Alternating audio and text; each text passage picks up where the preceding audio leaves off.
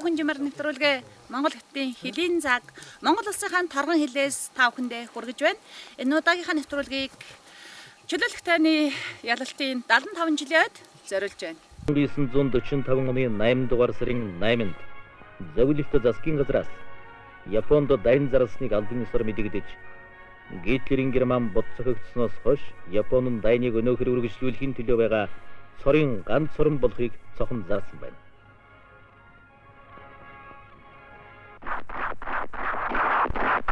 Инхүү мөн сарын 8-наас 9-нд шилжигчдийн 0 цаг 10 минутад милитариз Японы эсрэг байлдааны анхны галыг нээсэн хүн төрөлхтнийг олон жил хөйлдүүлсэн сүнжирэлт дайны гамшигаас түргэн ангижруулж өнөө бат энх ертөнцийг тогтоох хариун зорилтонд нийцсэн.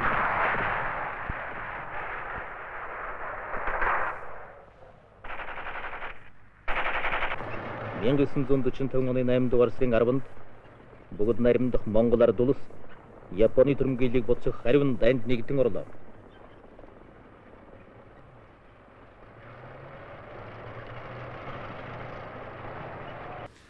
За чөлөөлөх дайны та холбогдоод бас манайхны дунд янз бүрийн ойлголт, янз бүрийн яриа байдаг. Ялангуяа одоо алхын голын дайнд жишээлбэл авахгүй, чөлөөлөх дайнд жишээлбэл авахгүй манай Монгол ардын явцад цэргийн анги салбарууд одоо төдийлөн их байлдаагүй. Одоо зөвлөлтийн армийн баруун гарт одоо моримаар шийж байгаа, давшиж явж байгаа, давхиж явж байгаад ирсэн гихэмчлэнгийн иймэрхүү яриа байдгийг бас бид нэр сайн мэднэ. Тэгэхээр бид нар бол одоо ингээд өнгөрсөн түүхээ бас үгүйсгэж, буруугаар ойлгож, буруугаар үнэл цэгнэж бас эцэг өвдийнхээ байгуулсан тэр гавьяа асгаруулсан хөлс цусыг дутуу үнж болохгүй гэдгийг би бас судлаачид юуны төрөнд тэмдэглэж хэлмээр байна. Дөрөв би хэлсэн манай Монгол зөвлөлтийн цэргийн давшилт бол ерөнхийдөө хоёр чиглэлээр явагдсан. Нэгдүгээрт нь бол одоо Даргангаас Долнуур Жэхэгийн чиглэлд явагдсан давшилт. Гэвч Монгол зөвлөлтийн цэргүүд бол одоо маш хүнд бэрх замыг туулсан гэдгийг хэлмээр байна. 8 дугаар сарын 12-ноос эхлээд 8 дугаар сарын 20-д гартал үндсэндээ бараг бүтэн 10 өдрийн турш Монгол зөвлөлтийн цэргүүд үндсэндээ мориноосоо буугаагүй, хоолоо идээгүй, амрах цаг олдоогүй. Бүтэн 10 өдрийн турш одоо энэ өвөр Монголыг хилсэн дундуур, өвөр Монгол хятадын одоо нутгийн өндөр уул, өргөн гол дундуур өдөр шөнөгүй асгарсан ширүүн бороо дундуур ингээд давшиж байлдааны үүргийг бол гүйцэтгсэн. Энэ одоо давшилт бол маш хүнд ширүүн нөхцөлд явагдсан, байлдааны маш хүнд даалгавар байсан гэдгийг манай энэ дайнд оролцсон ахмад дайчид бол хүн болгонд дурсан тэмдэглэсэн байдаг. Зарим нь бүр одоо бараг одоо аккаунт тулдаад хөвчээснаас ч хүнд ширүүн ийм үеийг бол бид нар энэ давшилтын замд туулсан гэж ичиж тэмдэглэсэн байдгийг бол бид нар эргэж санах учиртай. Ялангуяа одоо өвөр Монголын нутагт орсноос эхлээд Долнуур хүртэл 8 дугаар сарын 16 хүртэл бол үндсэндээ цахрын их илсэн төлөвцөлийг өдрийн 30 гаруй градусын халуунд бол туулсан. Энэ үед бол одоо хоол унд байхгүй, ус байхгүй, морь мал бүгдээр адилхан. За дараа нь Долнуураа цаашаа бол одоо өдөр шөнөгүй үргэлжилсэн ширүүн бороо дундуур хятадын их өндөр уус, өргөн голуудыг туулсан. Энэ бүхэн бол маш хүнд ширүүн байсан. За ер нь бол одоо аливаа дайны ялалтыг асгаруулсан цус өгсөн хүний тоогоор бол хэмжиж болохгүй. Аливаа дайны ялалтын үнц нь бол дайснаа богино хугацаанд аль болохоор хохирол багтай даван туулах юм бол тэр бол маш үнцэнтэй ялалт байдаг. Тийм ч учраас одоо эртээр үеэс эхлээд өнөө хүртэл одоо цэргийн жанжтын баримтлагдаг гол стратеги таахдаг бол дайснаа богино хугацаанд хохирол багтаагаар нь буулгаж авахыг л эрмэлздэг. Энэний төлөө л тулдаг. Тийм учраас энэ манай Монгол зөвлөлтийн цэргийн давшилт бол энэ утгаар нь авч үзэх юм бол маш үнцэнтэй ийм тулдаан, ийм ялалтууд болсон. 1945 оны чөлөөлөх дайнд бүгд найрамд Монгол ард улс хэд хэдэн зорилготой оролцсон. Юуны төрөнд бүгд найрамд Монгол ард улсын тусгаар тогтнолыг одоо баттган бэхжүүлэх. Энэ явцад ах トゥ өвөр Монголын ард түмнийг гадаадын түрэмгийлэгчдээс чөлөөлөх. Хүн хятадын ард түмний тусгаар тогтнолын тэмцэлд бол хувь нэмэр оруулах, зорилготойгоор энэ дайнд орсон. За энэ дайнд орсон зорилгоо ч одоо биелүүлсэн өөр Монголыг одоо чөлөөлөхтэй юуны өмнө асар их өргөн уудам говь нутгийг одоо явган маршаар туулж мармал хүн одоо туйлдж яж жанчуугийн даваа хүрсэн байдаг. Гэтэл тэр их говийн хүнд нөхцөлийг одоо туулж Монгол ардын айрмыг одоо жанчуугийн даваанд төрж ирнэ гэж бол Япончууд зүйдлээч байсан. Гинтхэн одоо намарч орж ирсэн. Ингээл одоо жанчуугийн даваанд шийдвэрлэх тулдаанд бол Монгол ардын айрм оролцсон. Цаашд мөн өөр Монголын ард түмнийг одоо чөлөөлөх энэ үйл хэргийг бол амжилттай гүйцэтгсэн. Гэхдээ маршалч явуулсан бол өөр Монголын чөлөөлөхтэй бол өөр Монголыг ер нь өөртөө нэгдсэн Монгол улс байгуулах тийм эрмэлзэлтэй байсан. Гэвч аль эрт яалтын гэрээгээр бүгд найрамдах Монгол ард улсыг тухайн үед байсан хэлээр нь хүлээн зөвшөөрнө гэсэн учраас цаашаа өргөжүүлэх боломж байгаагүй. Гэхдээ өөр монголчуудыг бол урайлж нэлээд хүмүүсийг одоо нүүлгэх арга хэмжээ авсан тухайлбал Дорнод аймгийн Холин бор суманд одоо хорондоо шайрыг бүгэн өдөртлөх гараад хэсэг баргуудад орж ирж нэг л бүхэл бүтэн сумыг одоо үүсгэж байсан. Энэ маань одоо чөлөөлөх дайнд одоо өөр Монголын ард түмнийг нэгдэх гэсэн анхны орлого юм гэвч олон улсын статусаар одоо тас зохицсон юм аа. Гэсэн хэдий ч гэсэн өөр Монголын ард түмэнд одоо эрхчлээ авчирсан Хятадын ард түмний одоо тэмцэлд өөрөөр хэлбэл бүгд найрамдах ард улс тунхаглахад бас Монголын ардын айрмын гүйцэтгсэн өөр баггүй юм. Энийг бүр том утгаар нь авчвал ер нь алс дорн дахинд инх батх инх тайван тогтооход тодорхой хувь нэмэр оруулсан гэж одоо үздэг. Тэгэхээр Монгол ардын айрмын дайчд бол гарамгай байлдсан. Энд одоо аюуш, дампил, данзан онцэг, жанчуу, хожим одоо дивиз командлагч Нянтай сүрэн. За мөн энэ фронтыг одоо командлсан генерал Хавгсрэнд бол Баатар цолын дэхэн олгосон. Тэгэхээр энэ дайм бол эдгээр Монголын ард түмний Монгол улсын нутаг дэвсгэрээ болоогүй ч гэсэн их хэмжээний цэрэг хүч зарцуулсан олон хүн одоо энэ эрхчлөө тусгаар тогтнолыг олгохын дайнд амь өргөдөж алтан амиараа ахтуу ард түмний одоо чөлөөлсөн ийм үйл явдал байсан. Тэгэхээр энийг бид Монголын ард түмний түүхэнд, дэлхийн түүхэнд хэн ч мартах том үйл явдал болсон. Тэр үед манай хувьсгал цэцэргийн Жинжин штабын орлогч дарга явсан туршууч генерал Дамдын бүгийн яриаг сонсъё.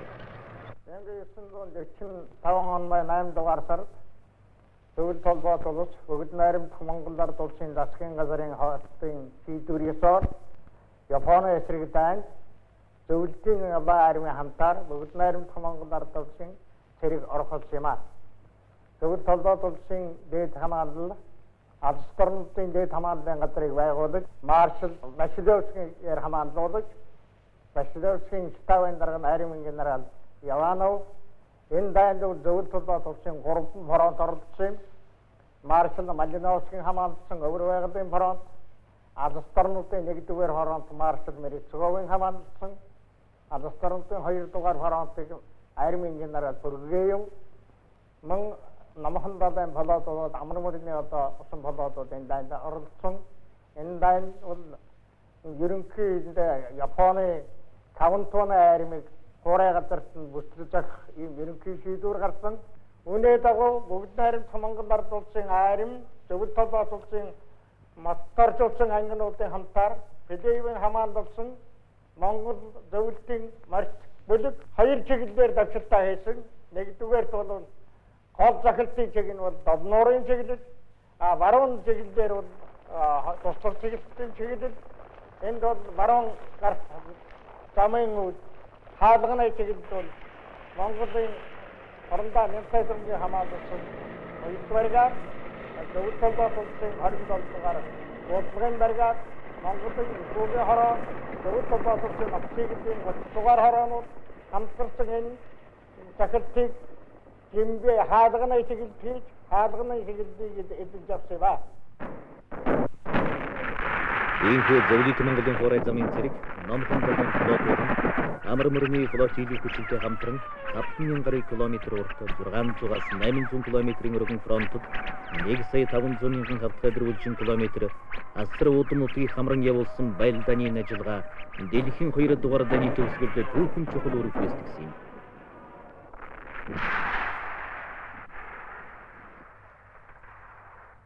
Тэгэхээр 1945 онд Японы эсрэг дайн нийтдээ ер нь зөвлөлт толгойд улсаас алс дорны 1-2 дугаар бороонд, өвөр байгалийн бороонд, тэгээд Тэнгисийн зэргийн флот гэсэн нийтдээ 1.5 сая хүнтэй үлэмж их зэвсэг дэвхэлтэй ийм зэргийн үуч орсон л доо.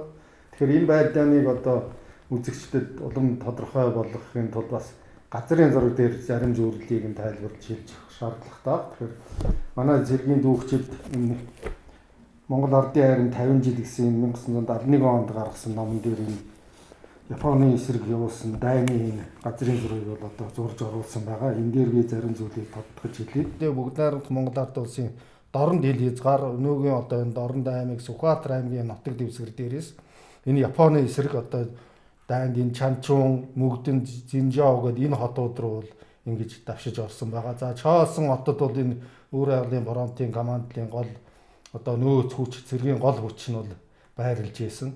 Тийм учраас энэ бүгд найрамдах Монгол Ард улс бол өвөр байгалийн фронтын цэргийг өөрийнхөө нутаг дэвсгэр дээрээс одоо Японы эсрэг дайнд орох ийм боломжийг олгосон явдал бол энэ зөвлөлтийн улаан харим Японыг одоо богино хугацаанд буцах ийм гол нөхцөлийг бүрдүүлсэн. Яагаад гэвэл бүгд найрамдах Монгол Ард улсын нутаг дэвсгэр бол энэ дайныг явуулахад хамгийн стратеги бол хамгийн гол ач холбогдолтой. Үндсэндээ энэ Японы эсрэг дайны энэ дайнд оролцсон зөвлөлтийн армийн нэг гол хэсэг нь бол одоо бүгд найрамдах Монгол Ард улсын нутаг дэвсгэр дээрээс алс дорны одоо зүүн хил хязгаар дээрээс дайшилтанд орсон байгаа. За тэгээд алс дорны одоо 2 дугаар хороонд бол энэ зүүн талаас нь орсон. За эндээс бас нэг хэсэг үуч орсон. Ингээд одоо энэ Японы зэргийг бол гол нь энэ гол үчийг эндээс энэ бүсэл цогход бол энэ бүгд найрамдах Монгол Ард улсын нутаг дэвсгэр бол онцгой ач холбогдолтой байсан.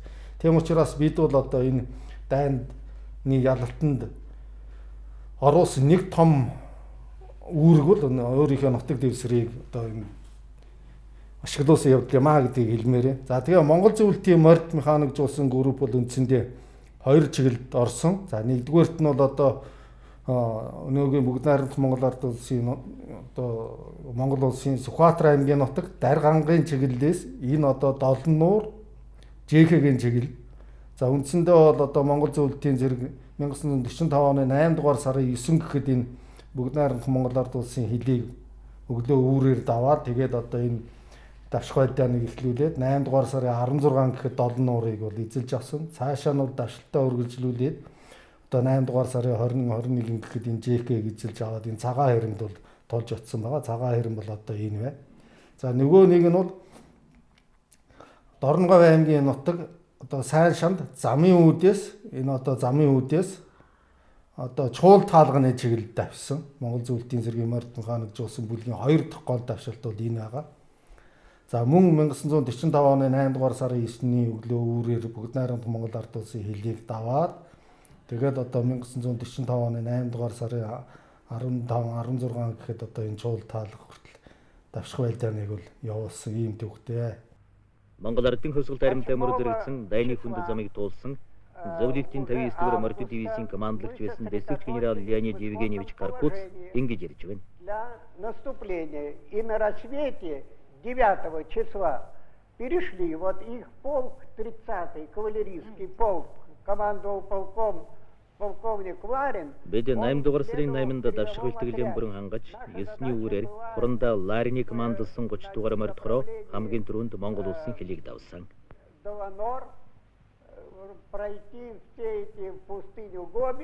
Бидний зорилго бол Дол нуурын чиглэл түргэн маневр хийж Дэвангийн цэргийг буулгаж авах. Тэгээд цааш Жэхэ хот руу давших зорилт байлаа.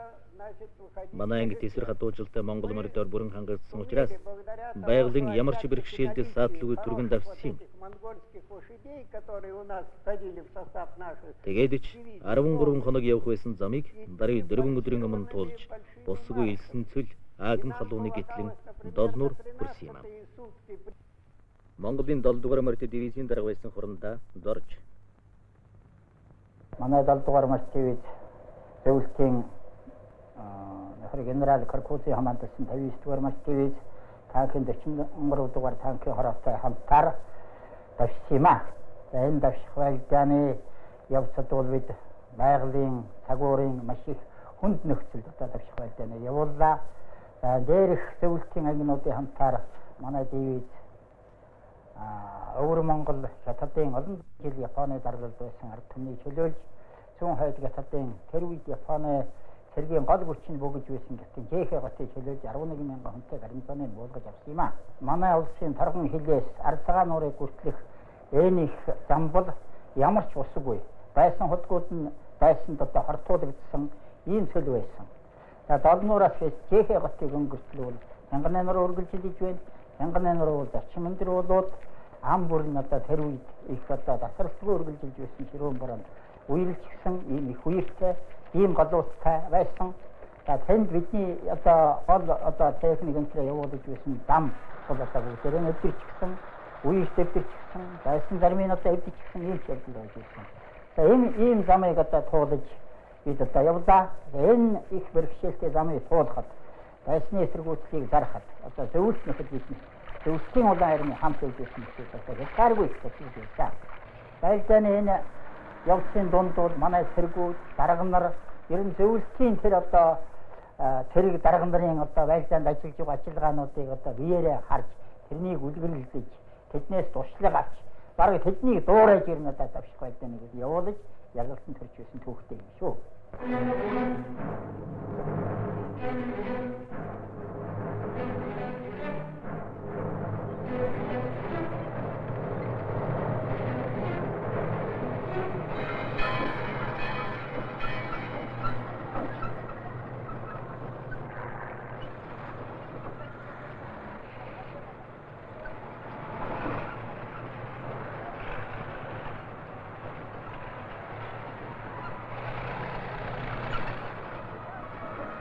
нэг талын замд балга усны үн бүхнийг шийдэж байсан зурм халуун элсэн цэлийг туулж уул даваан усны дэвдэрч нурсан эгцэц авчим их хянгныг давхаар унавийн хүчийг шавхан зүтгэж дайсны галын эсэргүүцлийг туулж явсан бол фронтын нөгөө талд битүү ширэнгой хөвч шавар намаг ус мөрний гатлан давшиж баатгалж яваа.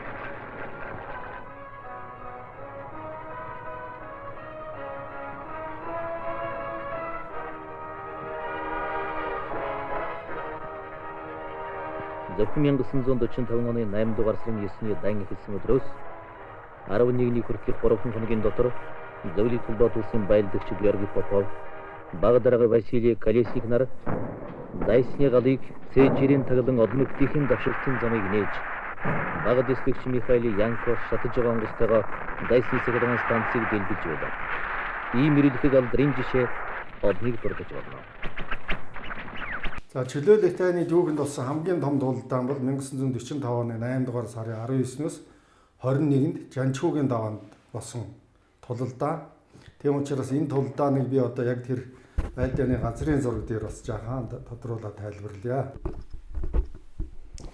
За энэ Жанчхүүгийн давааны бэхэлтийн орон оны газрын зураг тухайн үедээ 1945 онд зурсан юм баталгаатай энэ газрын зураг манай Батлан хамгаалахын Түү архивд байдаг. За манай түүх усаатны зөвөрөөлөн чөлөөлөх дайны ялалтын ойд зориулж гаргасан Бүгд найрамдах Монголоор чөлөөлөх дайнд гээд 2015 онд ийм том баримт гэрэл зургийн цомог гаргасан. Энэ цомогтод энэ түүхэн зургийг л оруулсан байгаа. Тэгэхээр Японы армийн удирдлага бол 1940-45 онд энэ Жанчуугийн даваанд томоохон ийм бэхлэлтийн орёныг л байгуулсан. Одоо энэ бэхлэлтийн орён бол одоо энэ бол ингээд танкын саадын зурус 3 м гүнтэй ийм нарийн одоо зурус байгаа. Тэгээ энэ зурусын урдуур энэ уулын хоёр талын билээр ийм хоригдлтын одоо далдалсан байгууламжуудыг байгуулсан байгаа. За гол зам бол энэ байна. Тэгэхээр энэ хоригдлтын байгууламжууд бол дан өнгөлн далдалсан, гаднаас нь хараад одоо хинч харсан одоо энд ийм цэргийн байгууламж байна, хоригдлтын байгууламж байна гэж мэдэгдэхэргүй ийм өнгөлсөн далдсан байрууд. Тэгээд дан ийм галццэгүүд бол байрлуулсан. Байр нь байрлуулсан байгаа.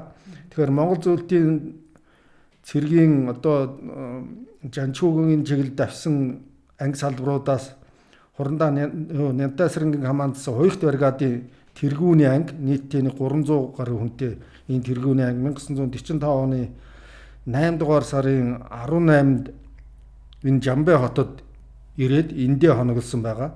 Тэгээд маргааш өглөө нь энэ Жанчуугийн давааны хоригдлол энэ Жамбай хотоос уршаа 4-5 км зайтай.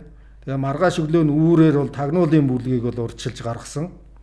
За дараа нь өглөө 9 цагийн үед бол одоо тэргүүний ангийн хоёртууд бол энэ Жанчуугийн даваа руу орж ирсэн байгаа. Манай энэ хоёрт бригадын хоёртууд энэ Жанчуугийн даваа руу орж ирсэн бол зам бол энэ байна. Энэ гүүр байна. Ингээд энэ замаар бол орж ирсэн. Дайсан энэ замын хоёр талаар ингээд өнгөлн далдалсан байранд бол хоригдсан байсан. Тэгэхээр манай анги салбарууд энэ одоо Жанчуугийн даваа энэ танкын саадын хойно ирэнгүүт одоо энэ Жанчуугийн давааны хоригдсан одоо энэ далд галт байрнуудаас Монгол гал нээж эхэлсэн. Тийм учраас манай хоёртууд бол одоо энэ байлдаанд орсон энэ зургууд бол энэ байна. Хамгийн гол нь энэ танкын саадыг давж ээж энэ давшилтанд орох ёстой. Тэгэхээр энэ Жанчуугийн давааны байлдаан бол 8 дугаар сарын 19-өөс 19-20 хамгийн ширүүн байлдаанууд болсон. Тэгээ 21-нд үндсэндээ байлдаан дууссан. За 19-нд бол манай хоёрын анги салбарууд энэ Монгол хоригдсан дайсны эсрэг ширүүн байлдааныг бүтэн өдөржингөө явуулсан. Хамгийн гол нь энэ өдөр бол маш ширүүн одоо усархаг бороо орж исэн байгаа. Тийм учраас байлдааны нөхцөл байдалд маш хүндрэлтэй байсан. Ялангуяа энэ 3 м гүн танкын саадыг давж гарах энэ гүүрийг бол Японочууд бол дэлбэлсэн учраас хоёрт машинууд бол энэ гүүрээр гарч чадхаа байсан.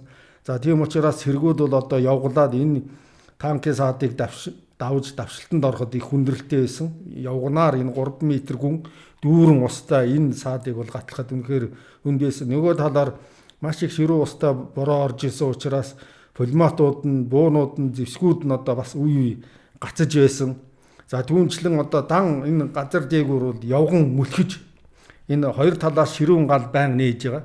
Тэр суман доогуур энэ мүлхэж явхад бол маш хүндрэлтэй байсан. Энэ ингээд уулын үер урсаад ерөөсөө шавар, шалбааг ус нь холилдсон ийм хүнд нөхцөлд ийм байлдааныг явуулсан байгаа. Тэгэхээр нөгөө нэг манай Баатарын Чөлөөлөх дайнд төрсэн Баатар Аюуш, Данзуанчиг, Дампил энэ төр бол энэ 8 дугаар сарын 19-ний энэ байлдаанд бол төрсэн байгаа. 8 дугаар сарын 19-нд бүтэн өдөр байлдаан болоод шөнө нь одоо манай анги салбарууд хоошоо ухарж хоноод маргааш өглөө нь одоо зөвлөлтийн армийн төрүүчийн анги салбарууд ирээд тэгээд одоо энэ дахиж энэ хоригдсан Японы эсрэг тулдаанд орсон. За Японочдод бууж өгөх тухайга мэдэгдсэн 20-ны үдээс хойш. За тэр энэ хүлээж авсан хэсэг хугацааны дараа харахад бол энэ Японочд бууж өгөхгүй одоо хуур мэхлэх ажиллагаа нь бол явагдаж байгаа нь бол тодорхой болсон. Тийм учраас дахиж одоо 20-ныхоо бүтэн өдөр тулдаад шөнө гал зогсоогоод 21-ний өглөө бодоход энд байсан Япон цэргүүд бүгд одоо ухарж чуул таалганы чиглэлд явсан байсан. Тийм ингээд энэ Монгол зөвлөлтийн цэргийн ялалтаар энэ байлдаанд өгсөн. За энэ байлдаанд Монгол Ордын хувьсгал цэргийн хоёрт бригадаас бол нийтдээ бол 10 хүн амь үрэгдсэн. За 21-22 хүн бол шархагдсан байгаа. Тэгэхээр энэ Жамбай хотод хээрийн имлэгийг байгуулад шархагдсан хүмүүсийг энэ хойш нь татаж гаргаад Жамбай дахь цэргийн хээрийн имлэгт аваачиж имжлээд тэгээд дараа нь хойш нь нисэх онгоцоор татаж аваачиж Монгол Улсын нутагт дэвсгэрд аваачиж имчилж байсан ийм түүхтэй энэ Жанчуугийн давааны байлдаан бол Чөлөөлөх дайны түүхэнд төдийгүй 20 дугаар зууны Монгол цэргийн түүхэнд одоо томоохон байр суурь эзлэх ийм байлдаан болсон юм аа. Чөлөөлөх дайны баатрууд бүгд найрамдах Монгол ард улсын баатар уранда дүгрийн нян тайсүрэн найрамдах Монгол ард улс Эйнбаатар ловсон цэрэнгийн аюуш бүгд найрамдах Монгол ард улс Эйнбаатар дашин данзан ванчиг бүгд найрамдах Монгол ард улс Эйнбаатар сангийн дампил бүгд найрамдах Монгол ард улс Эйнбаатар түүвэн дүүдэ бүгд найрамдах Монгол ард улс Эйнбаатар магсрын жанчив бүгд найрамдах Монгол ард улс Эйнбаатар ловсон цэрэнгийн аюуш Өвөрхангай аймгийн Төгөрөг сумын харьяат ловсон цэрэнгийн аюуш Монгол ардын хувьсгал цэргийн 7 дугаар хуйхт бригадын хөнгөн пулематчин байсан. Японы милитаристуудыг бут зөхөх дайнд чуулал таалганы давааны бэглэлтийг тагнах үүрэг авч 1945 оны 8 дугаар сарын 19-нд болсон байлдаанд дайсны пулеметын галын цэгийг устгаж 11 удаа шархадан баатарлагаар амьурагдсан. Манай цэргүүд чуулал таалганд байгуулсан Японы бэглэлтэнд ойртож ирлээ. Олон жилийн турш маш нарийн зохион байгуулалттай Батбэх барьсан дайсны асар том бэглэлтийг эзлэн авах нь байлдааны амжилтанд онцгой чухал байлаа. Дайсны сум толгойн дийлгэхгүй шүршиж байлаа. Пулеметчин ловсон цэрэнгийн аюуш 400 метр зайтай гүүрний цаанаас галлаж байгаа дайсны хөнгөн пулеметийг устгах тушаал авчээ. Тэр богино ээлжээр галлаж дайсны галын цэгийг устгалаа. Салаан давшиж шин байр эзлэв. Гэтэл танкын саадны цаад ирэмгээс дайсан галлаж манайхны давшилтыг саатуулж гарлаа. Аюуш пулеметийн галаар галлаж нөхөж танкын сааданд тулж очив. Саадад авах гэтэл дайсан гранат шидэж өндөх болцоо өгөхгүй байлаа. Аюуш давшин гранатан шидэж хэд хэдэн самурайг устгаад пулеметон яарвчлан онилж дайсан руу галлан тэдний тасаг орчим цэргийг сөнөөлөө. Аюуш дашдандаг 2 мөлхсөөр танкын 3 метр гүн ухсан саадыг чадамгай гаталж дайсны галын цэгийг устган салаагаан танкын сааданд хохироолгүй мод шороогоор далдалсан дайсны хэд хэдэн галын цэгийг илрүүлв. Гарнат шидэж 2-ыг устгаж амжив. Тэднийг цааш давшихад дайсан улам хүчтэй галалсаар байлаа. Даш томдгийнхон шархыг боож байтал аюушийн гар шархтав. Пулеметон эргүүлж тавих гэтэл аюушийн баруун гар нь бас суманд оногдож зүүн гараараа пулеметон эргүүлж галалтал дахин шархтлаа. Нөхд нь аюуш яагаад галалахгүй байна гэж тэр зүг сэтгэл түгшин шилтэн. Дайсан улам ойртож зарим нь босожгүй бүр 30 метр ойртлоо. Аюушийн зүүн игмийг сум нэвтэж зөхөж халуун цус бүргэлэн урсан. Тэр шүдэн 100 гохоон дарж эхэллээ. Дайсны салаа цэргийг устгав. Шархан тун хүнд байсан боловч аюуш даш томдог 2 урагш улам давшиж шин байр эзлэв. Дайсан бүх галаан тэр 2 дээр чиглүүлж амс хийх чөлөөгүй галлаж байлаа. Аюуш сумаан дуусаж 11 удаа шархсан боловч урагшаа давшин устгагдсан дайсны зэвсгийг авч самурайнуудад үхлийн цохилт өгсөөр амин газраараа шархдаж унлаа. Эх орон эрх чөлөөний хөөн төлөө шантралгүй тэмцэж цэл залуу 23 хон насандан алтан амиан алдсан Өвөрхангай аймгийн Төгөрөг сумын харьяат ловсон цэрэнгийн аюушт бүгд найрамдах Монгол ард улсын баатар цол олгож түүний хөшөөг чуулал таалганы давааны арын дэнж болон төрсөн нутагт нь босгожээ. Эх орны хон төлөө ам хайргүй зүтгэн алтан амиан алдсан түүний баатарлаг гавьяаг хойч үе бид үеийн үед дурсан санах ёстой юм. Энэ ташрамд харин нэг зүйлийг сонирхож хэлэхэд бол 1949 онд Улаанбаатар хотод бол бүгд найрамдах Монгол ард улсын их тайны талынхны баг хурал гэж энэ баг хурал анх удаа болсон байгаа. Энэ баг хуралд Өвөрхангай аймгаас Чөлөөлөх дайны баатар аюушийн ээж Шарвыг бол урьж оролцуулсан. Тэгээ Шарв бол хурал дээр үг хэлсэн нь хуралд оролцсон хүмүүсийн анхаарлыг сонирхлыг маш их татчихсан. За Аюуш Баатрын ээж Шаруу үг хэлэхдээ бол миний хүү хэдэн жилийн өмнө бол инх тайвны төлөө энэ дайны дэлхийд одоо инх тайван байдлыг тогтоохын төлөө дайн тулаанд явж байгаад баатарлагаар амь үргэцээ. За өнөөдөр би энэ хүүгээ дурсан санаж энэ инх тайвны төлөө тэмцэлд өөрийнхөө дуу хоолойг нэгтгэж үгээ хэлж байна гэсэн ийм утгатай үг хэлсэн.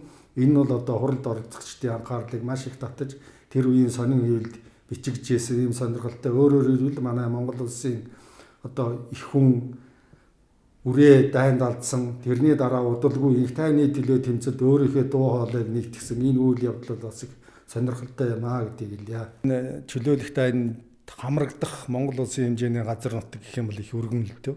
Одоо хойно одоо буйрнуураас эхлээд уршаа одоо энэ замын үе тэгээ сүлэн үхээр хүртэлх энэ хил дагуух нутаг бол тэр тийш чихтэй бол 1945 оны Японы эсрэг дайны төвшиц газар байсан.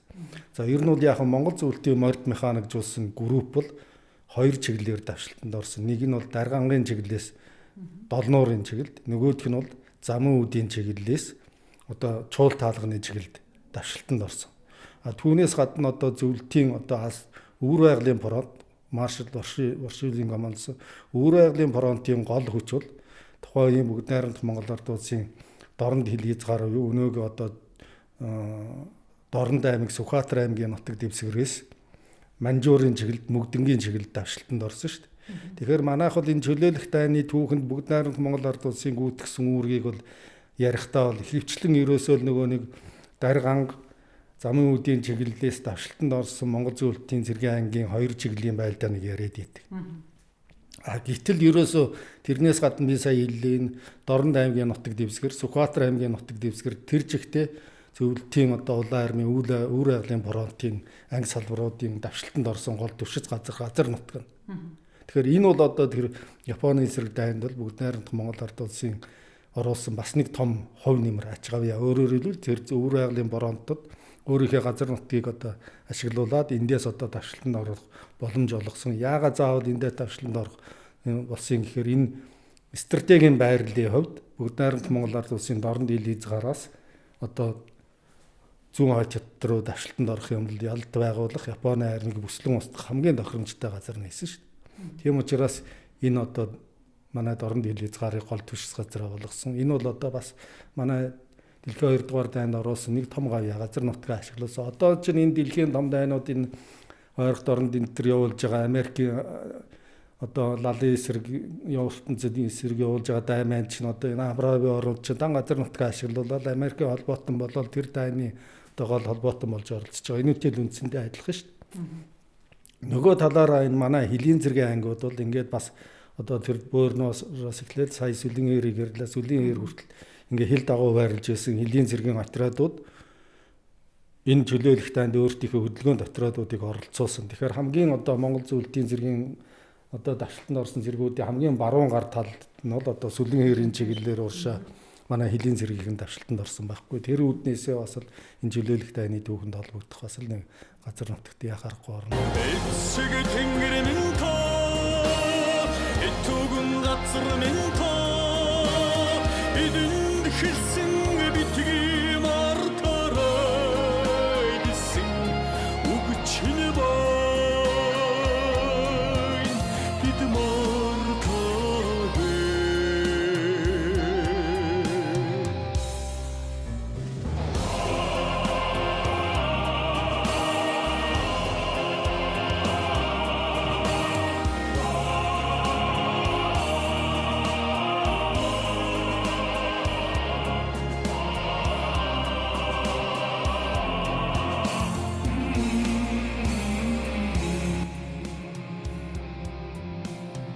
Sultuang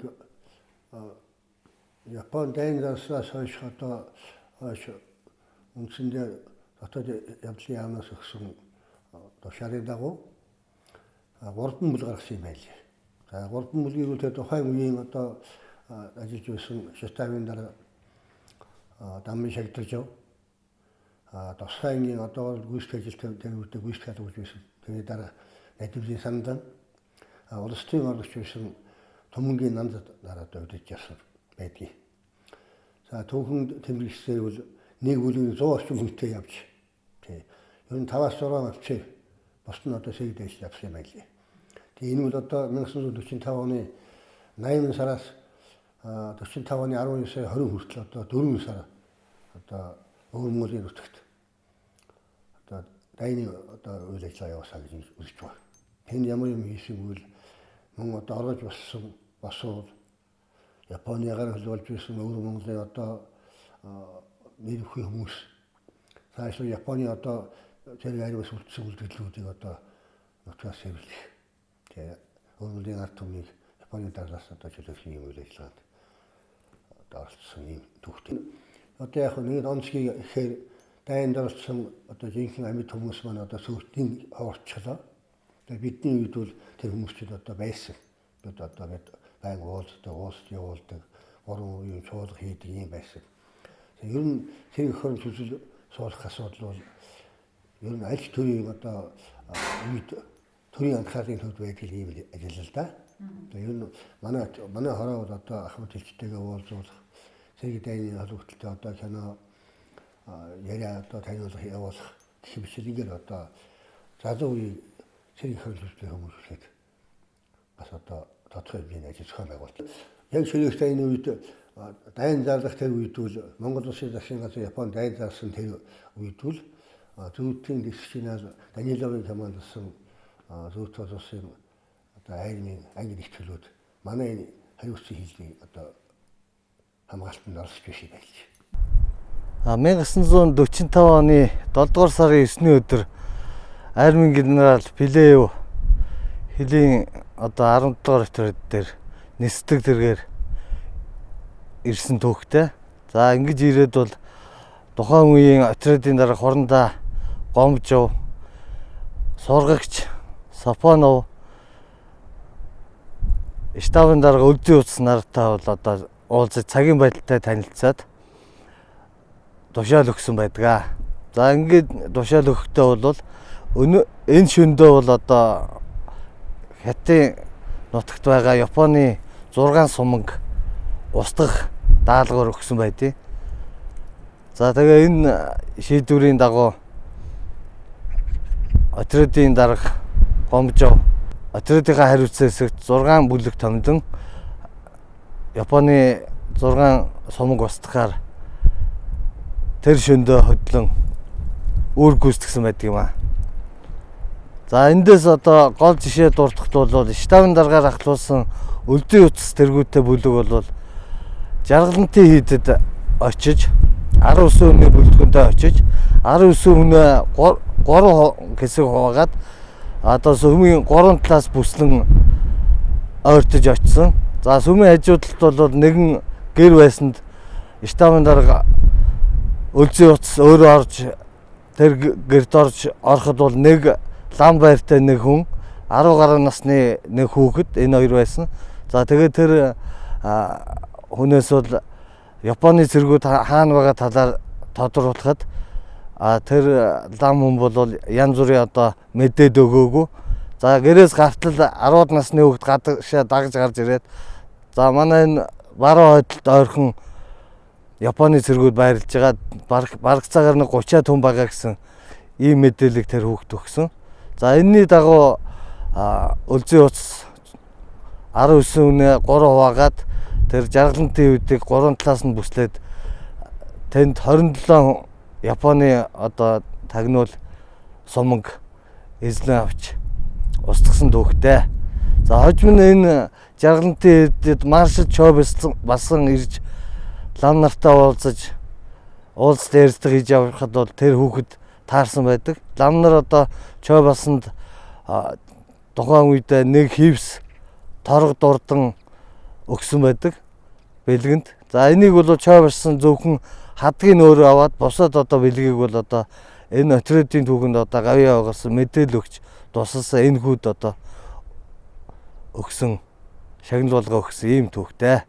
За миний энэ зогсож байгаа газар бол армийн генерал Пилевийн дарин сумын яг одоо урд хэсэг Алтууны урд ингэнээр молцог хэлсээр энэ одоо хэсгээр Пилевийн одоо морд дивиз хороодууд хилд авсч урагшаага Хятадын Жэхэ хот хүртэл үр гүйцэтгсэн ийм түүхтэй юм аа.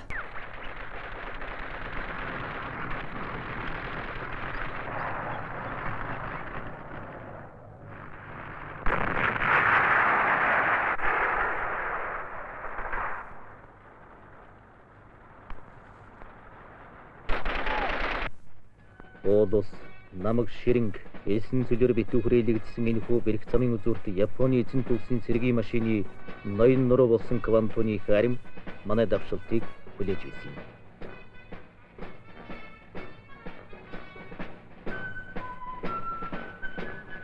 Квантоны харим нь олон жилээр бэлтгэгдсэн өөртөө автономит эрх үхийг хангамжтай, бие даасан командлалтай, өөрийн гисэн аж үйлдвэрлэн ард түмний баазтай Японы зэвсэг хүчний шилдэг цөмөн байлаа. Бүрэл түндэн сая гаруй хүнтэй Квантоны арим Японы зэрэг улс төрийн эрхтнүүдийн албан тушаалгахад ихээхэн нөлөө холбогдолтой байлаа. 1941-с 1944 онд Японы ерөнхий сайд байсан Тозио, Японы Жанжин штабын сүүлчийн дарга байсан Умэйзу нарын олон эрхтэнгүүд Квантоны аримын албанаас дамжиж дэвссэн түүхтэй. Газарт тэнгэрт уулаар талаар жил үлрэлийн аж нөхцөлд байлдах дайдах бэлтгэлийн хангасан дайсны эсэргүүцнийг чинэн ширгуу хаалт хамгаалалт хүчнэн зузаан байлаач гэсэн.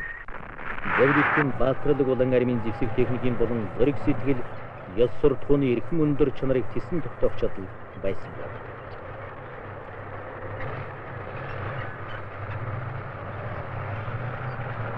И мэрэгжил албартнуудын нэг зөвлөлтөд бодсон Баатар, действительный генерал Якимин. Впервые с Монголией я познакомился в 1939 году, когда японцы напали на Монгольскую Народную Республику в районе Халхингола.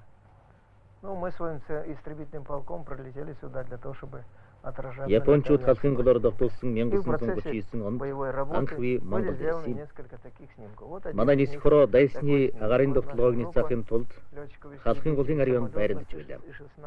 Тэр үеийн дайны тулалдааны дурсгалт гэрэл зургуудаас энд байна. на этом снимке. Началось Энэ ил 16 онгоцны война. нисгэгч И Гриньев, после того, когда она была Раков, закончена, когда дэрэгдэн бий байна. фашизм был разгромлен в Их орны Европе, авгыг дан ихэхэд Наши бид войска утсан. частично оттуда Фашизмыг прибыли, бодцохож частично Европт здесь были дайнд вместе. дуусны дараа манай ангийн зарим хэсэг эргэж ирж Вот. Манжуурт Перешли 16 жил ноёрхон Японы цэргийн Манжуурскую түрмгийлийг границу с устгахад тем, чтобы Монгол уничтожить бүхтийнхээ хамт оролцсон юм. японскую группировку, которая здесь Надтай хамт полтора монголоор года зочилж байгаа. в течение 26 лет в Монголии. Зөвлөлт толгойд улсын Баатар Хуран Давраненко, Лозанар өөрсдийнх нь танкын бригадыг удирдан участвовали. милитаристы Японыг бутнэргэх хэрэг И гавьяат вам это үсийг не бүтээж вам авсан. рассказывать. Вы знаете, как это было. Вот. Как Ингэж ил зөвлөлт Монголын аримуудын баатралыг илэлтаар Японы дайнчдыг бутнэргсэн юм. дальневосточной границей и границей Монгольской Народной Республики. Гитлерийн фашизмын эсрэг тулалдсан дайчин алдрын түүх. Дахин үргэлжилж байсан энэ хүнд хэцүү үед олон сайхан баатардаг жишээнүүд байсан. Энэ талаараа Хурандан Янтайсрынгийн командалсан бүгд наримдах Монгол Ард улсын мод механикжуулсан 7 дугаар бригадын салаан дараа байсан. Дүүдэга улсын баатар Дампил хоёртын отхон гэж нэрлэж байсан тэрэн долгорын отхонгой та бүхэнтэй бид уулзж байгаа гэх баяртай байна. Ингээд та бүхнийхэн дайны замын түүхэн дуртаглаас сонсъё. Тэгсэн жилийн өмнө Японы милитаристуудын 5 жилийн өмнө бахилж хоригдсон том бахилтанд 1945 оны намар манай бригад Баклан орж одоо ширүүн байдлаа хийсэн энэ байдлаа 3 хоног үргэлжилсэн байгаа. Тэгээ энэ дайнд манай бригадын дараа усын баатар агш хорондоо нэнтэсүрэн биднийг удирч явлаа. Таашгүй манай саны байдагч Дампил өөрийнхөө хөнгөн палмадар дайсны олон гадын тоочийг устгах, дайсны холбоочин нохоныг устгах, дайсны ахмад завтаа чернийг барьсан. Таашгүй манай аюуш өөрийнхөө одоо мөргөн палмадан гадар дайсны олон гадын тоочийг эсрэгатаг устгаж 11 гүндэ шархтлаа. Мөн манай Минмадын давуучид данзан банчид хөрөндө нэр төртэй гавьяа байгуулсан. Манай холбоосны байдагч Төрөж Максрын жанчив өөрийнхөө холбоог задах гэж яваа гараа хогвоодуулж хүн чархсан өсөр холбоогоо амдаа зөөж тэрний би цуцаар нь холбоо барьж одоо манай талд араас нэг садаа цэрэг зөвлөсөн нэг тасаг цэрэг ирж ингэж манайх ядалт байгуул ингээд манай баригадаас Бачлаанаас нийт одоо хорондоо нэнтэсүрэн дэргүүтэй дамбар данзан банчиг аюуш янчив нарын таван баатар төрсөн энэ нэг баригад нэг садаанаас нэг Бачлаанаас ийм олон баатар төрсөн явдлууд Японы энэ одоо хоригдол тэнд байсан дайсан өөрөөр хэлбэл 25-аас 26 мянган дайсны одоо самуранаар байсан гэж байгаа тийм одоо хүнсэн чигээ тулдаад манай байдагсан эрдхий гавья баатарлаг үйлсийн одоо жишээг харуулсан энэ хэдэн баат гадна олон эрдхий дайсыг ярьж болох юм аа. Манай салааны дарга дүүдээ намайг одоо 1000 м газар дайсны хөнгөн булмаад хүн төлмаадаг сүнөө гэж 2 галын таачийн үүрэг өгсөн юм аа сүнөө.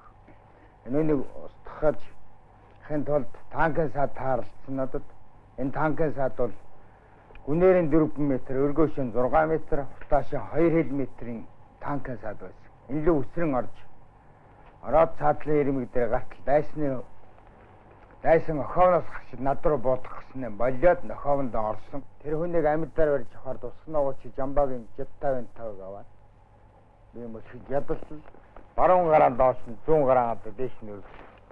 Тэр зэрэг буугаан хайчхаа тэр хүний гараас суугтаад гаргаад ирсэн. Дашаандаа буутай байсан дээр бууруу гар нь яваад байсан. Тэгээ хоёлоо ноцолдоод тэр хүн бол гүчтэй байсан. Би бол багтаа яхан барилдаж явсан. Монголын одоо барилдаагаар доорон одоо танкын сад руу хоёлоо өсрөн орж доорн би тонгоос унгаад гарын нард нь хүлээд ингээд салааны дарга дүүдэрэг байна. Хэл явуулж манай салаан дарга илтгээд амьдаар би хэл барилаа гэж хэлсэн маань. Зөвхөн Толгойд улсын хашааваатар армийн генерал Иса Билиевийн одоо бичсэн энэ дайны замаар гэдэг ном.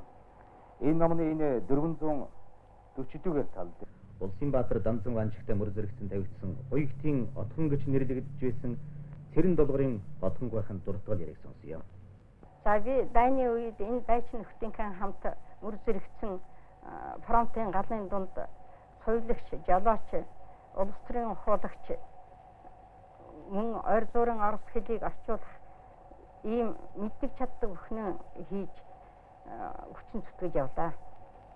Хэдхэн мөчийн өмнө инээж хөрөлдөж исэн найз нөхдөн амир ирсэн шархтсныг хараад дайны гай гамшигыг зүрх судсаран мэдэрч дайсанд өшөрдөг юм байна лээ. Энэ хүнд үед эмч мэрэгжилтэнгүүд шархтанд мэс засал хийх хүний амийг аврах гэж цаг минуттай өрсөлдөж байгааг хараад би мэдлэг мэрэгжил дутагдж байгаагаа өөрөө ойлгож тэгээд байн дуусны дараа улсын их сургуульд орж хүний хэмжээ мэрэгжил эзэмшиж хүн ардынхан эрүүл мэндийн төлөө энхийн мананд 30 гаруй жил хөдөө хотод ажиллаж ирлээ. Батханга та дайны фронтод намын гишүүнд ийдсэн гэдэг байхаа. Тийм ээ, би тэр үед 19 настай залуухан ч байж дайны маш хүнд ширүүн тулдааны үед би намд элс хөрвдлэн өгч ингээд би намтай үйл амьдралаа холбосон юм да.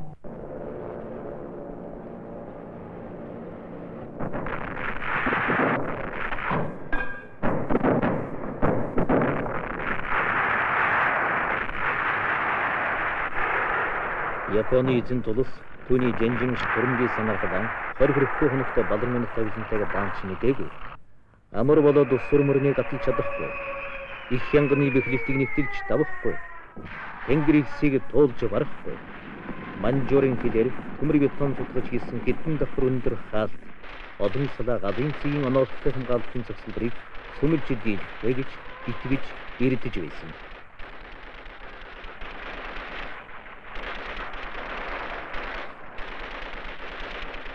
Генерал Билиевийн говьрын дулдсан гэдэг номонд бол ганцхан Монгол цэргийн нэр одоо дурдгдсан байдаг.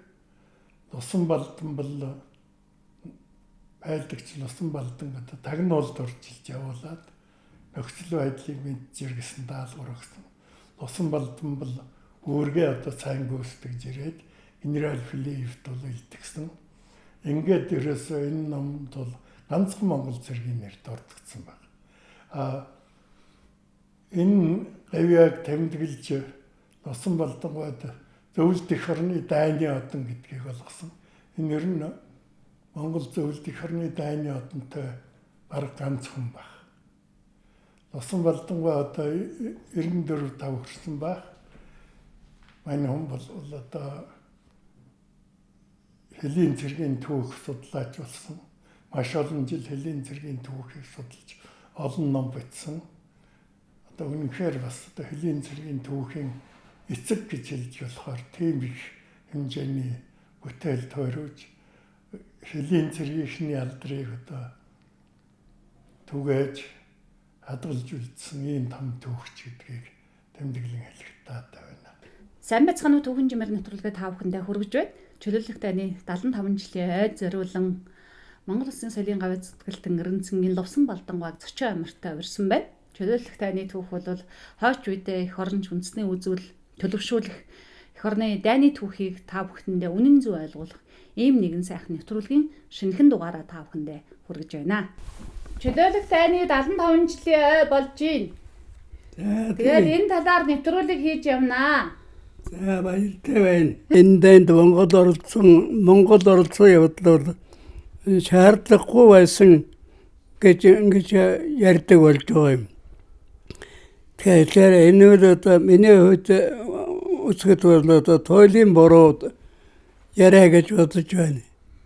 Яагаад гэх юм бол одоо энэ дайнд чинь одоо монголчууд оролцсоноор одоо өөрийн угсаанагтай өвөр Монголын ард түмнийг харийн дарлаас одоо чөлөөсөн юм шүү дээ. Нэгдэг байд. Хоёрдугаарт бол одоо өөрийн орны одоо аюулгүй байдлыг баталгаажуулсан нэг арга хэмжээ юм.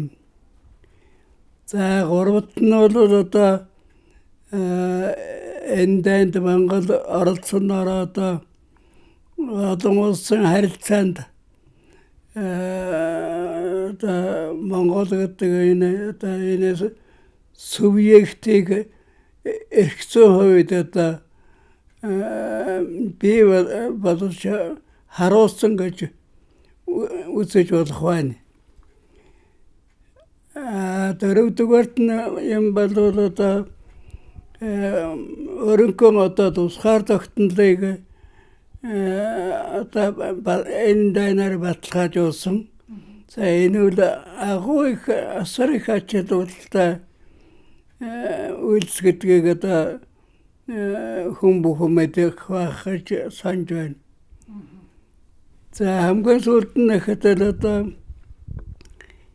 энэ дайнд оролцсоноор дэлхийн 2 дугаар дайны төгсгөлийг авцарцаж одоо Монгол энд авцарцаж тэгээд энд одоо өөрөөр оролцсон учир дээрээс одоо холбоотон гүрнүүдийн талд бат зогсоцсны үр дүнд ингээд одоо өөрийн гэсэн гавьяаг бол одоо дэлхийн дахинд бол одоо харуулсан чухал үр дүнтэй ийм дайн байсан гэж ойлгож байна. Тийм учраас энэ дайнд тухай асуудлыг бол одоо цаашдаа наривчлан судалж тэгээд өсвөр залуу үеийн дайн одоо зөвөр ойлгоход одоо бидэнд их чухал байгаа юм.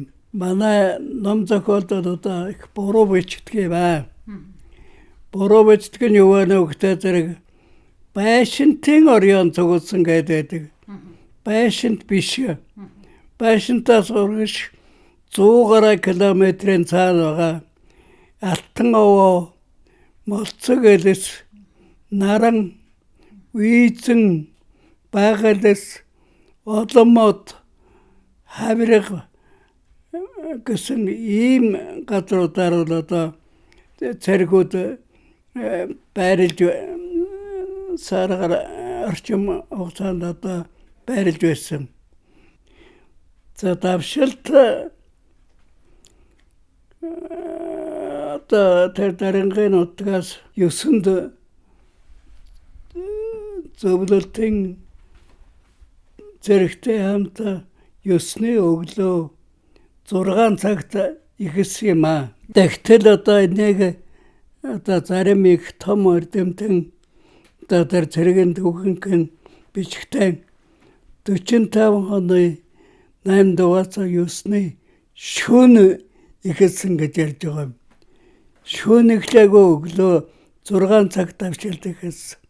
Би тэр давшилт онцлоо одоо 8 дугаар Монголын 8 дугаар морд телевизэн 23 дугаар хорооны эх орон дуурж өгдөг хүн сүлд нь улсын баатар болсон тэр хүн одоо удирдсан тэр хорооны 4 дугаар суманд эвлэврийн дарга ухуулагч халайн сольны эрхлэгч цэргийн шүүхийн төлөөлөгч гэдэг ингээд ерөөсөө цэрэгт байдаг цэрэг олон түмний байгууллага юмыг одоо над дээр ганцхан хийхээр ингээд байдаг. Яагаад тэр вөхтэй зэрэг тэр үед одоо манай залуучууд ерөөсөө бичиг үсэг огт мэдэхгүй. Өнөө цэрэг татагдсан хүүхдүүд ч залуучууд ч бичиг үсэг мэдэхгүй. Нэгэд 2 дугаарт Сүхбаатар аймгийн Эвлийн хороо надад нэг цүнхэн дээр хадах мөнгөд амьдаг 1 сарын цалингаар шагналаа гэдэг цэрэгт явхад бол одоо намайг ингэж үдэж явуус. Тагнуул явж байхдаа би ч нэг 100 гаруй хүнийг илрүүлсэн одоо ийм явдал гарсан юм. За энэ урд бол ерөөсөө дуурдгүй. Ягаад гэвэл одоо ганц хоёрхан цэрэг юу гэж л одоо 150 гаруй дайсан тэдэнд тэгж яхаг гэж хүмүүс хэлнэ гэж бодоод би дуурдгүй тагл байгаад байсан. Гэтэл одоо хөлтэй байхдаа одоо 2 жилийн өмнө улсын архивд очиод үзэж байхдаа одоо миний тэр 150 гаруй хүнийг одоо буулгаж авсан тухай баримт бичиг бол одоо ингээд гараад ирсэн. Тэнд байж байдаг юм байна. Тэгэхээр тэрний одоо нэг юу бол одоо энэ одоо баримтчгийг бол одоо хэлж байна л да. Тэгээ 250 гаруй дайсны цэрэг даргыг буулган авч байсан зэрэг амжилтыг тэмдэглэнэ гэдэг. Тэгэхээр ч тамга тэмдэг нь энэ байж байна. Тэгээ тагнуулын талаар бол одоо нэг ийм тэр 42 эсэнд уулзсан 2 Япон цэрэг бол одоо тэр манай хороонд одоо Японоор асууж барих юм байхгүй, мэдэх амтан байхгүй. Япон хэлтэй дивизч байхгүй. Тийм учраас одоо шууд командлагч Пилиевэн тэнд аваачаад Пилиевэн тэнд бол одоо Япон, Монгол хятад хэлний орчуулагч нартай явдаг юм байна шүү дээ. За тэгээд одоо тэр хоёр зэрэгээс бол одоо энэ орчинд байгаа Японы цэргийн байдал хаана кичнэвэнтэй ямар хэмжээний техник зэвсэгтэй хэдийн ус байдаг гэдгийг байхан асуудал авлаж мэдсэн болтой юм. Тэгээд тэрэнд нь баярлаад тэгээд тэр энэ юунд энэ саяын хэлсэн чинь би хүнд хэлдэггүй болохоос дэшээвэл мэдж байсан командагч одоо фронт командагч Пилиевбэл мэджсэн юм байна. Тэгээд их орны дайны 2 дугаар зэрэг одонгоор шагнасан юм. 2 дугаар зэрэг одонгоор бол одоо Монголоос шагнагдсан хүн дотоод явны сайд дөнгөрж байсуулаад би. За. Тэгтээ 1 дугаар одонгийн дахиад нөхөд өгсөн. Тэр Пилиев генералын тусгай ном бичсэн штэ. тэрэнд одоо миний гүйцэтгсэн үүргийг бичснийг одоо үнэлээд тэгээд нэгдүгээр зэрэг одонгоор шагнасан одоо хожим нэрсэн одоо энэ хоёр одонгоор шагнасан хүн бол Монголд ганцхан өөр ерөөс амьд болоод талигаач дотор нэг тийм хүн байхгүй. За тэгэхээр энэ одон бол одоо ч гэсэн хүчин төгөлдөр энэ одоо миний хүүхдүүдийг Оросд үндөлгөө сургадаг. Хоёрдугаарт бол одоо би Оросын нутагт явхад одоо холбооны улсын бүх улсын нутгаар чөлөөтэй унааны зодон байхгүй. Вагон, машин юу л байна уу? Тэргээр одоо чөлөөтэй үйлчлүүлж байдаг. Ийм хүн. Тэгээ би одоо хөлгартай байх үедээ одоо тэр бойны чихэтэсэлтэй. Тэгэхээр энэ зүгээр манай нэг зарим нэг одонтой зүйд харахгүйгээр өндөр үнэлэмжтэй хүүдээ. Тийм л одоо байдг юм да. Би чинь одоо сүүлд нь одоо хэлийн зэрэг шилжиж ажиллаад хэлийн зэрэгт итгэвч гараад хэлийн зэргийн буянгаар амьдарч байдаг хүн. Эргэн тойрондоо хэлчтэйгээ уулзаж байсан. Одоо хилмэнжгаа хэлчтэй одоо эрүүлэнг сайн сайхан байхын ерөөлөг юуны мөн дэшүүлмөр байна. Хэлчт бол тохиолддог их аюул байдаг юм аа. Тэгэхээр ийм аюулаас бол одоо их болгоомжилж байгаасай гэж одоо хэлчтэй одоо хүсэх байна. Одоо ач холбогдол бол олон. Тэрний нэг нь одоо энэ чөлөөлөх дайнд орсноор Монгол улс орныхоо тусгаар тогтнол аюулгүй байдлыг хамгаалахад үнэтэй хувь нэмэр оруулсан. Энэ ач холбогдлыг бол бид нэр одоо чөлөөлөх дайнд орсон үеэс эхлээд өнөө хүртэл ярьж байгаа. Энэ бол одоо чөлөөлөх дайны хамгийн том ач холбогдол. Зөвхөн одоо дундад иргэн улсын хувьд төдийгүй дэлхийд дахинд өөрийнхөө эх орныхоо улс орныхоо тусгаар тогтнолыг хүлээн зөвшөөрүүлэхэд энэ чөлөөлөх дайнд оролцсон явдал чухал ач холбогдолтой болсон гэдэгтээ бол хинч маргахгүй. Үүнээс гадна чөлөөлөх дайны ач холбогдол бол бас олон талаас нь авч үзэж болно. Манайхан бол зөвхөн одоо энэ тусгаар тогтнол ач холбогдол үзүүлсэн гэж яриад байгаа болохоос бусад талаараа ямар ач холбогдол үзүүлсэн бэ гэдгийг бас төдийлөн сайн одоо нэгтэл судлаагүй, сурчлахгүй, ярихгүй байгаа. Зүгээр одоо зарим нэг жишээг дурдахад бол одоо жишээлбэл чөлөөлөх дайны оролцож ялт байгуулснаар бүгд найрамдах Монгол ард улсын одоо нийгэм эдийн засгийн хөгжил томоохон түлхэж өгсөн гэж би үздэг. Хоёрхан баримт дурдъя. Жишээлбэл чөлөөлөх дайны дараа одоо бараг хөлн бөөрийн бараг өвөр Монголоос олон зуун айл өрх бүгд найрамдах Монгол ард улсад одоо нүүдэлж ирсэн.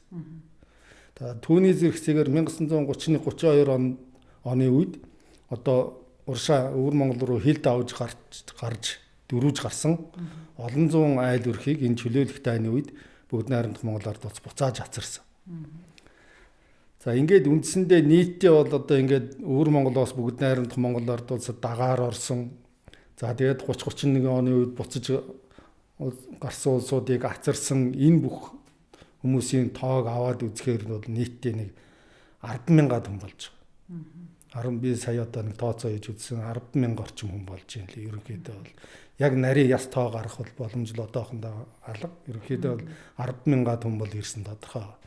Тэгэхээр тэр чинээгээр манай улсын хүн амын өсөн нэмэгдэж байна гэсэн үг тийм. Эдхэн сарын ганц 2 сарын дотор 10,000 хүн нүгэд ороод ирнэ гэдэг чинь бол Монгол улс хүн ам цөөх Монгол улсын хувьд бол ямар ач холбогдолтой хэлбэлт. За энэ олон хүмүүсийг нүүж орж ирсний дараа бас бүгд найрамдах Монгол ард улсын засаг захиргааны зохион байгуулалтанд өөрчлөлт орсон. Тухайлбал Дорнод аймагт 2 сум, Хэрлэн баян сум, Хөлөн бөөр сум гээд 2 сум шинээр байгуулагдсан. За Сүхбаатар аймаг, Дорногов аймагуудад хэд хэдэн баг шинээр байгуулагдсан гэх мэтлэнгээр манай улсын засаг захиргааны зохион байгуулалтанд бас өөрчлөлт орсон. За 3 дугаарт бас эдийн засгийн хувьд ач холбогдолтой. Зөвхөн одоо Дорнод аймагт нүүдэлж ирсэн бараг үзэмчнүүдийн мал сүрэг гэхтэл одоо 70-80-90 мянга байгаа. За нийтдээ бол энэ чөлөөлөх дайны үед Монгол улсад одоо нүүж орж ирсэн нийт хүмүүсийн одоо тэр бүх айл өрхийн мал сүргийг аваад үзэх юм бол 200-300 мянган болно. За үүн дотор бас өвөр Монголоос олзолж тууж ирсэн мал сүрэг бас их байгаа. Тэгэхээр энэ одоо олон зуун мянган мал сүрэг бол одоо орж ирнэ гэдэг бол тухайн үеийн Монгол улсын эдийн засагт бас нүүдлийн мал аж ахуй манай орны эдийн засгийн гол үндэс байсан тий. Тэгэхээр эдийн засаг ч гэсэн бас зохих түлхээс ач холбогдолтой байсан байх гэж би бодож байгаа. Их мэтлэнгээр бол энэ чөлөөлөх дайны ач холбогдлыг бол олон талаас нь авч үзэж болно л доо. За түүний зэрэгцээгээр одоо ингээл тэр Монгол улсад орж ирсэн олон мянган айл өрхийн дунд хэдэн зуун лам байлаа. Тэр лам нар одоо 1946 оноос эхлээд хөдөө орон нутагт 4-5 хийд байгуулж 1960-аад он хүртэл үйл ажиллагаагаа явуулж ялаа. Тэр хийдэд байсан лам нар 60 оноос хойш ганданд суулаа.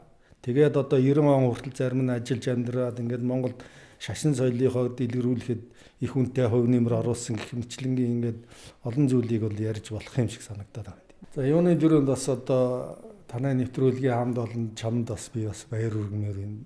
Миний мэдж байгаагаар сүүлийн хэдэн жил Монгол орны зүүн баруун умард хойд хязгаарт олонтоо явж олон сайхан нэвтрүүлгийг хийж байгаа. Энэ нэвтрүүлгийг бол чи өөрийнхөө зүрх сэтгэлээр урай дуудлагаар хүч хөдөлмөрөөр авиас чадвараараа хийж байгаа. Энүүгээр ч бас бахархаж байдаг. Тийм учраас бас баяр хүргэж бас улам их амжилт хүсье. Чи өөр бас түүхчин учраас энэ түүхийг илүү олон түмэнд хүргэхийн төлөө ингэж махран зүтгэж яваа нь бас сайхан бахархалтай харагддаг. За манай залуучууд манай ард түмэл сүүлийн жилүүдэд бас энэ түүхийг сонирхдог, судалдаг, анхаардаг болж байгаа шиг байна. Энэ дайнд оролцсон ахмад үеийнхээ алдаргав яг бас мөнхжүүлэх талаар их юм хийх байх гэж би найдаж байна. За энэ бол одоо бидний үүрэг, хойч үеийнх нь үүрэг бид өвөг дээдсийнхээ байгуулсан гавьяаг, алдар гавьяаг мөнхжүүлэх ёстой, алдаршуулах ёстой, ойлгох ёстой, сурчлах ёстой, тэрүүгээрээ бахархах ёстой. Ялангуяа тусгаар тогтсон улс орнтой байна гэдэг, тусгаар тогтсон улс орны иргэн байна гэдэг ямар сайхан юм бэ гэдгийг сүүлийн үеийн үйл явдлууд биднэрт илүү их ойлгуулж явах шиг байна.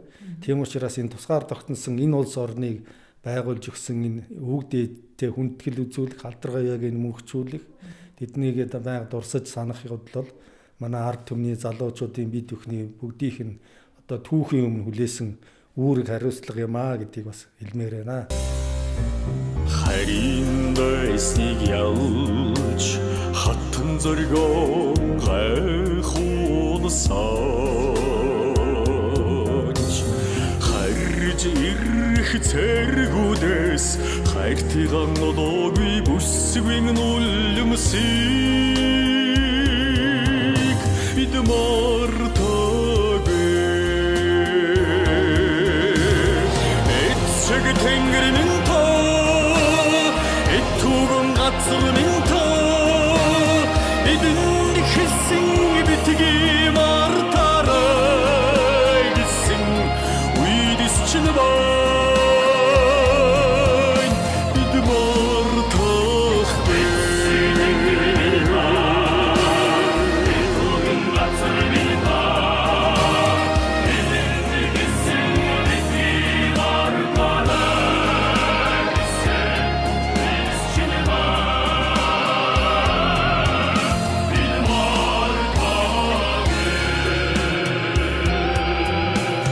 more.